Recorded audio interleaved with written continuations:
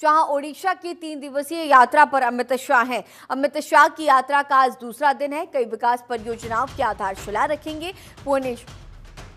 भुवनेश्वर होते हुए पुरी भी गृह मंत्री अमित शाह जाएंगे। आज यानी 22 मार्च से केंद्रीय गृह मंत्री अमित शाह ओडिशा की 3 दिवसीय यात्रा पर हैं। 21 मार्च से 3 दिवसीय यात्रा पर अमित शाह और आज 22 मार्च यानी कि आज इस यात्रा का दूसरा दिन। और इस दौरान राज्य में कई विकास परियोजनाओं की शुरुआत करेंगे। आज झारसुगुड़ा के पीएचडी मैदान में एक जनसभा को संबोधित करने से पहले संबलपुर स्थित मां समलेश्वरी मंदिर में पूजा अर्चना करेंगे। वहीं यहां एक जनसभा को संबोधित करने के अलावा केंद्रीय मंत्री वहां कुछ परियोजनाओं की आधारशिला भी रखेंगे।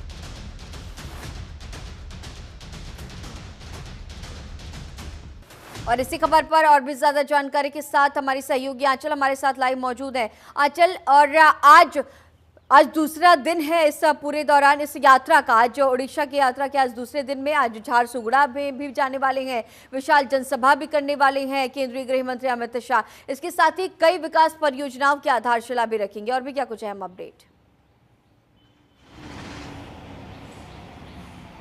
बिल्कुल, देखिए अमित शाह लगातार जो है आपने देखा होगा, इससे पहले नॉर्थ ईस्ट दौरे पर भी गए थे और अब जो है उड़ीसा दौरे पर, देखिए 3 दिन के उड़ीसा दौरे पर यहाँ पर गृह मंत्री अमित शाह रहने वाले हैं, जहाँ पर देखिए मां समलेश्वरी के दर्शन करेंगे और यहीं पर देखिए एक जनसभा है उसको संबोधित करते हुए रहने वाले हैं। और जैसा कि देखिए उड़ीसा की बात करें तो देखिए लगातार जो बीजेपी का फोकस है उन राज्यों पर है जहाँ पर देखिए बीजेपी की जो पकड़ थी वो कमजोर थी। और खास करके उड़ीसा की बात करें तो देखिए उड़ीसा को भी विशेष सौगात जो है समय समय पर जो केंद्र सरकार है वो देती रहती है। और जैसे कि अभी की बात करें तो झारसुगुड़ा की में देखिए जो गृह मंत्री अमित शाह का दौरा है वहां पर एक जनसभा रहेगी, मां समलेश्वरी के दर्शन करने वाले हैं। इसके साथ ही देखिए उसके बाद जगन्नाथपुरी भी जाएंगे जहां पर भगवान जगन्नाथ के दर्शन करेंगे। वहां पर देखिए कई तरह के उनके कार्यक्रम रहने वाले हैं और इन कार्यक्रमों के दौरान जो है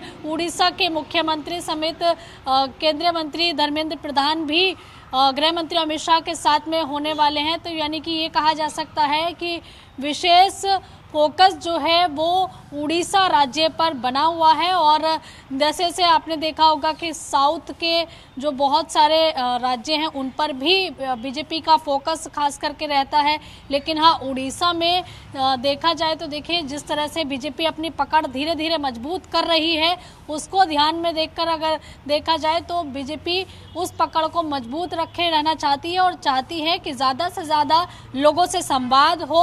और एक जो भाषा का भी कह सकते हैं कि जो दिक्कत कहीं ना कहीं आती है, चाहे उड़ीसा हो या फिर इसके अलावा साउथ के दक्षिण के जो अन्य राज्य हैं, तमिलनाडु हुआ, इसके अलावा देखिए जो कह सकते हैं कि आंध्र प्रदेश हुआ, तो यानी कि इन सभी जगहों पर बीजेपी खास करके अपनी पकड़ मजबूत करना चाहती है। और यही कारण है कि समय समय पर जो है बीजेपी के तमाम कार्यक्रम और केंद्रीय जो मंत्री हैं उनके कार्यक्रम उड़ीसा में हो, इसके अलावा तमिलनाडु में हो, आंध्र प्रदेश में हो, इन जगहों पर लगते रहते हैं। और इसी दौरे को जो है इस लिहाज से ज़रूर देखा जा रहा है कि बीजेपी अपनी पकड़ मजबूत करने के लिए लगी हुई है। और ख़ास करके जिन राज्यों में धीरे धीरे पकड़ मजबूत हो रही है, चाहे उड़ीसा राज्य की हम बात करें तो वहाँ पर इस दौरे को इस लिहाज से देखा जा रहा है कि लोगों को विकास कार्य की करके देखिए सौगात तो देंगे ही, साथ ही आगे उनकी बीजेपी की पकड़ मजबूत रहे इस बात का भी खास ध्यान जो है इस दौरे के दौरान रखा जाएगा। जी